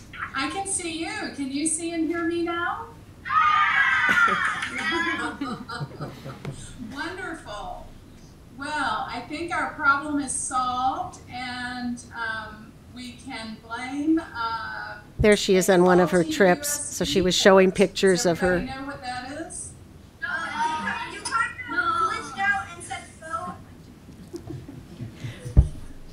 So we're going to go to the questions now. I mean, ask you a question. there we go. Hi, Evan. What is the most unbreakable rock that you've seen? What's the most unbreakable rock? That's a very, very good question. So there are 2 things that make a rock unbreakable. And one is how hard it is, but also the way the minerals are kind of connected together. So if they're very solidly connected together and the minerals themselves are hard to break, that makes a rock very unbreakable. And I would have to say probably some of the lavas, the rocks that come from volcanoes, particularly those that erupt down below the sea, like along the ocean ridges in places like near Iceland, where they cool really quickly and become really hard really quick. So I'd have to say volcanic rocks are probably some of the hardest I've come across. And then after this, there were several other questions, but you can see Yeah. all the kids were engaged, just very much excited about this. So the last thing we're going to try and show you is each of these fields of study that are being developed. Our communications team, Corey, has helped us put together infographics so that students can see some basic information about these types of careers. So this one is civil engineering. So what it talks about, it gives a basic definition. So what is a civil engineer? Where do civil engineers work? And then as it goes down, it has the National Forbes information about these positions, but it also shows where in Oklahoma can you go to get the education you need for some of these professions. So you see on there the school icon, their logo, and then below that are the different programs listed on how you can use that field for study. This is trying to connect with them. Number one, what does a civil engineer do and what are the possibilities? And then if you want to be one, where do you get the education so you can do this too in Oklahoma? And So then you see look the below. opportunities. Now here, this part. So this shows all the career tech centers as well as the And their 2-year, 4-year, and how they connect with some of this basic information. And, you know, so maybe it'll be the stackable credentials where they will start with a program at Career Tech and then move to 2-year or 4-year so they can complete that educational attainment. And then at the bottom. And then at the bottom, it has similar occupations, civil engineering technicians, architectural engineering managers, surveyors, and so on, so that this is a category, but there are lots of different opportunities. Yeah. And, you know, it's trying to build with students that there are a lot of things out there. And all the educators in the room can avert their eyes. Okay, on don't look at the salaries there, yeah. salaries. We do not want to take Just anyone move out on of the field. But it gives the range, and those are national ranges for salaries. there? And talking about different opportunities. And then at the very bottom, it has a lot of links related to occupations and what they are, and so additional about educational attainment as well. So what you saw is just a snapshot, because in addition to that, the website has something called Community Connections, and it lists opportunities for businesses to connect with things they would like to share. It has opportunities for internships that are available or externships that are available, has scholarships listed for students, just a variety of things about financial aid. So it's just very comprehensive. So then if you go back to this piece that you saw here, imagine every one of those Yes. eventually will be So we're starting with the represented. top 6. Those are the career fields. And so what we've done so far has been the engineering, technology, manufacturing, and the health science technology. The next 2 that are being developed are agriculture and agricultural resources and human services. And human services is going to highlight nurses, lawyers, and teachers. And it's going to have 2 videos for education, elementary and secondary teachers. And then the last 2 fields are arts and communication and business management and information systems. So that will be wrapped up by December 2018. And then, as Superintendent said, we're beginning with the pilots because this really needs to be that networking. You know, and in the student side, students networking with students about what do you think about that? Did you know about this? One other thing, the videos that we didn't show, but there's a transcript. You can do a transcript running alongside the videos. So, for example, if a teacher is sharing it in a classroom, she can share a comment or other information or a video. You can touch on the transcript and add comments. And that's what we're talking about, how the user enriches the experience and Right. others can see that going forward. I'm curious, just those of you in our superintendents that are here for your first year superintendent and your meeting, just your thoughts about, you know, how that might engage students, just seeing this real small sampling. being in a rural area that's close enough to the city, but I still have kids that don't have a lot of experiences. I think this would be great. I would have loved for my child, who was a senior last year, to be able to look at different things, because she didn't necessarily look outside of a university setting. And we tried to encourage her to look at all aspects of post-secondary education, and I think this would be great, especially for my kids now that I have in a rural school. So. Yeah, yeah. Thank you. Good, excellent. I would send it to all the professional associations and meet with those people and tell them you want input. We have. Oh, you have already? But we will continue because it's not fully built. Right. But we feel really blessed. We've been invited to a variety of organizations to talk about these things. I'm superintendent's designee on the Governor's Council for Workforce Development, and we've shown it to that group, so that's a lot of business folks. There's a group for Oklahoma Transition Institute, which is for special education counselors and teachers, and we've shared it with them. You know, and just a variety of school districts, and I talked about the 7 regions of the state. And so we've shared it with them. We've shared them with Shawnee Economic Development, Northeast Economic Development, Southern. So we're beginning to get the word out, but we have more to do. Well, and it's been, we're so grateful for those school districts that are participating in this pilot. It takes a lot of time. They are working out through trial and error what the load or responsibility might be at a district level. There's a tool that goes with it that is free, that's been available all along. OK Career Guide. No, OK Career Start. OK College Start and OK OK College Start and OK Career Guide.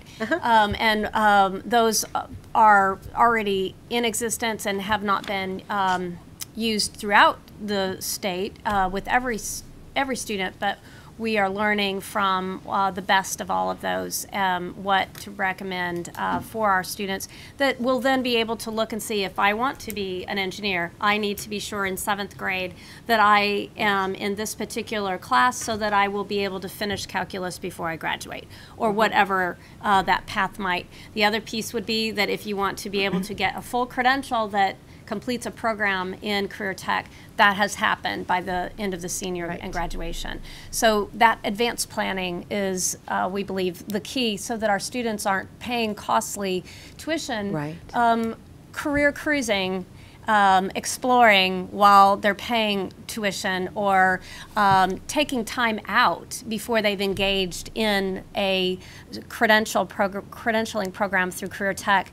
We know that in order to ensure our kids have the skills to be ready for their next steps, it's going to take this advanced work and pique that interest so we can engage them fully. I want to say one more thing that's on our website, but it's called Share Your Story. We have 10. I'd like 100 of those too. But it came from the pilots, and I just want to share one example because this is really the partnership. So Mustang Public Schools had a senior conference. Their high school seniors had a conference off-site, and it involved what they needed to know next for next steps. But it had community people there. It had insurance people there. It had some of the teachers there. Some career tech, higher ed people. And so now Middale did that in January, and other districts. So all that to say, this is helping it grow so that everyone is involved in helping these students and really thinking about what's going to be important for them. So thank you. Just before you step down, this is really impressive and it's wonderful. As you go through the process, try to remember that half of Oklahoma is west of I-35. Lawton, Oklahoma has the largest tire manufacturing plant in the world. 70,000 tires a day. And, you know, I just want to always keep you guys aware that I know it's easy to focus here and to go to the Google facility, and it's hard to come to Lawton. So when you're in the process of making these, keep that in mind, because if you come back with more of them, I'm going to get mad at you again, and there will be. So just keep that in mind. You know, rural is not a little school that's right outside of Oklahoma City. That ain't rural. Well, we showed you Pryor, which is in northeast Oklahoma. Pryor is northeast Oklahoma. I know that, but they also have the Google plan, and it is northeast. right. It's not west of I-35. Thank Well, and to your point, you. Uh-huh. Lawton is very involved, and we are definitely going to do that. That manufacturing, I think that's probably what we need to have as our additional video. I just heard the part where you said you're definitely going to do that, so I don't need to hear that. Okay, we're good. Where I is got Lawton? One other. Yes, sir. I did not see the list of the school districts. Oh, I'll send you the Could you send PowerPoint. me a copy? Absolutely. Okay. Yeah. Happy to do that. Yes, sir. They're But also on our website. if you all have a district in your area that you would like to encourage, or you would like to send us and have us encourage for next year, please do that, because I think it will be a lot easier if they have this time to kind of figure it out before it's required in 2019, 2020.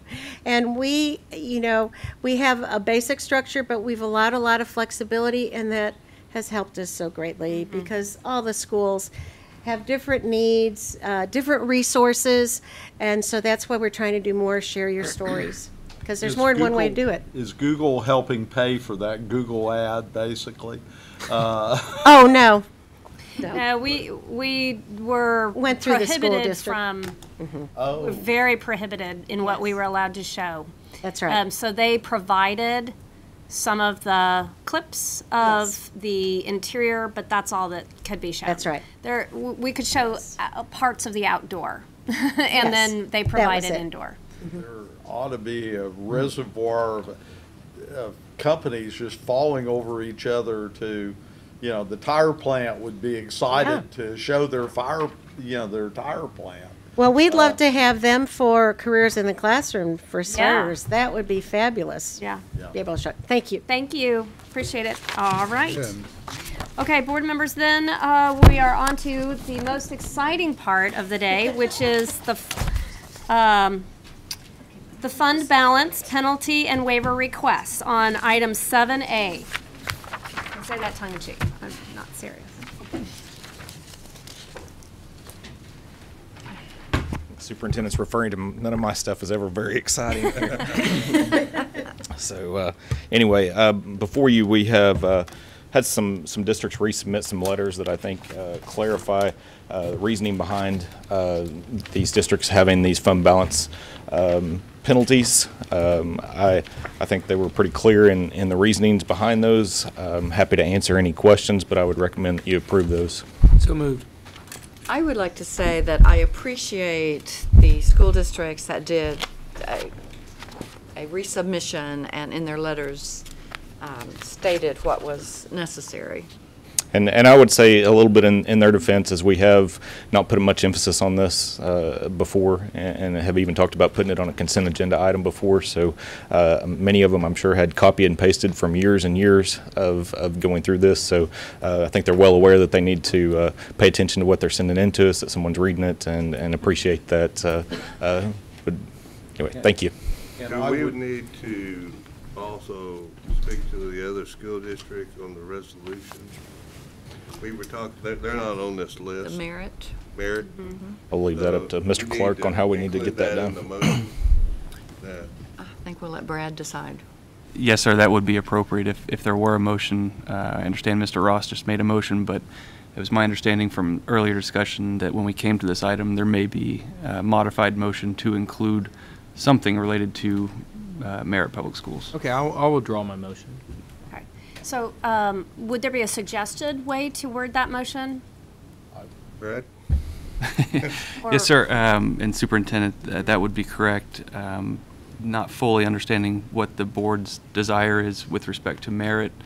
It would be appropriate if there was a motion to approve what is in front of you at this time with an addition relating to Merritt Public Schools, whatever that addition, the board's inclination may be. If it's all right, the addition would be that to reflect the board's encouragement of the legislature to pass special legislation to address the inequity in the Merritt School District. And that would be appropriate if that's. I make that motion, including the approval of the list and including the special. Very good. What he said. Okay. So is that a second, what he said, or is that a? He Okay. withdrew, then I made the motion. All right, so motion and a second. Any further comments, questions? Okay, seeing none, please call the roll. Mr. Price? Yes. Mr. Keating? Yes. Mr. Ross? Yes. Mr. Flanagan? Yes. Ms. Frank? Yes. General Baxter? Yes. Superintendent Hoffmeyer? Yes. All right, this means that motion carries. Thank you. I'm glad you were able to come and address the board, Superintendent. Now, we would like to ask Carolyn Thompson to come and give us a legislative update. If she's still here? No. Tiffany. Oh, wait, what? What are you doing? 8A. Oh, I'm so sorry. I missed that. Where okay. was that? Oh, It's 8A. item 8A. Okay, we just did the other. We have an action item on item 8A, which is part of a focused field of study for biomedical science at Canadian Valley Technology Center Academy. Good morning, Superintendent Hoffmeister and honorable board members. As you recall, I was here last month to present a couple of focus fields of study for your consideration and approval for our career technology centers. Today we have a follow-up of the biomedical program for Canadian Valley, Cohen, and Yukon Campus Technology Center for your approval. If you'll recall that this focus field of study is presented for your approval so that 10th graders have an opportunity to be a part of the program and gain their mathematics and science credits through the program. So if you'll remember, the Oklahoma State Department of Education STEM team reviews each application. We look for rigor and contextualization of the mathematics and science courses, and also we look at certification of teachers that are teaching these courses as we conduct the review. The team has conducted the review, and you have that paperwork, I believe, in your packet. And we would recommend at this time that there is sufficient evidence for the focus field of study for Canadian Valley for biomedical to be approved at this time. So moved. I'm happy to take any questions. Okay. We have a motion and a second. Any questions or comments? Thank you. All right, we will call the roll. Thank you. General Baxter? Yes. Ms. Franks? Mr. Flanagan? Yes. Mr. Ross? Yes. Mr. Keating? Yes. Mr. Price? Yes. Superintendent Hoffmeyer? Yes, thank you. That motion carries. Thank you very much. Superintendent, may I ask Brad a question? The motion that we made for merit, what are you going to do with that? Are you going to send it to the legislature, or are you going to? Carolyn and I will work together to get to have some conversations with legislators. Yeah, especially Okay. get it to his state senator and representative. Okay. Thank you. All right. I just want to make sure it didn't die. Sure. Absolutely. You know, it just stayed in our. Mr. Doherty's not going to let it die.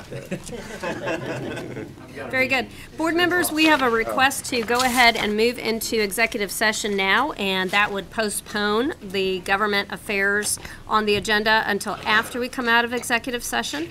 So we will go ahead and ask for a motion. So moved. And Okay. move into executive session. I'll second it. All right, we have a motion and a second to go into executive session. Could you call the roll? Mr. Price? Yes. Mr. Keating? Yes. Mr. Ross? Yes. Mr. Flanagan? Yes. Ms. Franks? General Baxter? Yes. Superintendent Hoffmeyer? Yes. All right, we will move into executive session. I need.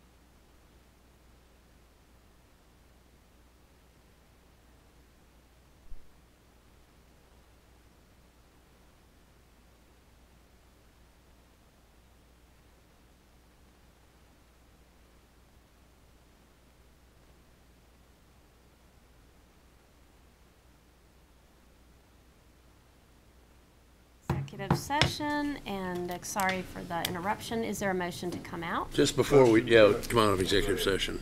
Yes, second. A second. It. All in favor, say aye. Aye. Aye. It's unanimous. We're out. And we had a Was there second. a second? What's that? I moved to get out of the executive session. Hell, I thought we were already past that. Okay. She was just Deep breathing. Okay. trying to get a second. Okay, yes.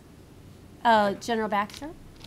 You want, you asking me something, or you want me You to have vote? something to show us. I did. I've been on the board of the Lawton Community Foundation for 10 years. And it's, all we do is give scholarships to kids. That's all we do. And we got a lot of money. For us, it's a lot of money. Every year we bring in a guest speaker. And we brought in the Teacher of the Year last year. Joy was there one year speaking. Yesterday morning, I'd asked the department to send the Teacher of the Year, Donna Gradell, down. And it was the best Awesome. I've ever heard in those 10 years. And her topic, which just happens to be here, she is on the front page of the Lawton paper this morning about that presentation, which is really unprecedented for our little foundation and her. But her talk was how squiggles can change your life. And it was squiggles? Squiggles, and she's just charming, and she's so smart, and she is good. She had people just in the palm of her hand. It was wonderful. So thank you for allowing her to come. That's It was so great. fantastic. And your staff really facilitated that really well. She did a great job. Invite her if Wearing she that comes tie over. and commemorating the squiggles. Squiggles? Yeah, no, that was it, yeah. She actually passed these out to everybody that was, All right, very good. So we are out of executive Sometimes session. Is these there a meetings go motion too to long, approve anything that is on the agenda? Item 10A. I move that we issue an order, emergency order summarily suspending the teaching certificate of Jeremy Gregson and Carrie Huffman. Okay. Motion and a second? Second. Okay, there is. Any discussion? Seeing none, please call the roll. General Baxter? yes.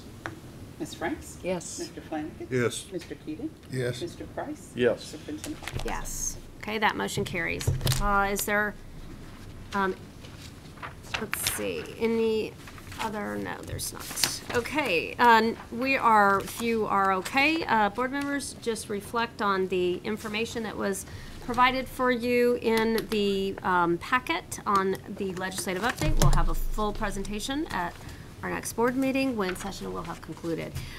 Is there any new business?